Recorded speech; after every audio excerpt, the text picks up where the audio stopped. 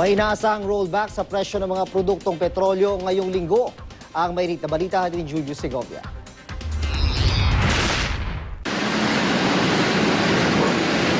Magandang balita ang bubungad sa mga motorista ngayong linggo. May aasahan na naman kasing bawas presyo sa mga produktong petrolyo. Sa kwenta ng oil industry sources, naglalaro sa pagitan ng 30 hanggang 50 centavos ang malamang na rollback sa diesel at gasolina. Duda ang grupong Piston sa timing ng rollback. Sinabi ng presidente nitong si George San Mateo na papogi lang daw ang bawas presyo sa petrolyo dahil may malaking pagkilos laban sa pork barrel bukas. Nagpapabango lang daw si Pangulong Aquino dahil bumababa na ang kanyang trust ratings. Sinisika pa rin namin kunin ang panig ng palasyo kaugnay nito.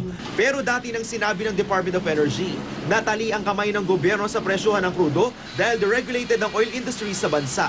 Ang grupong Pasang Mazda naman, naliliitan sa rollback. Kahit pa kung susumahin, mas malaki na ang nabawas kaysa nadagdag sa presyo ng mga produktong petrolyo mula nitong Enero. Parang tinatakaw tayo at utay-utay, binibigyan tayo ng rollback. Bakit hindi pa naman itodo?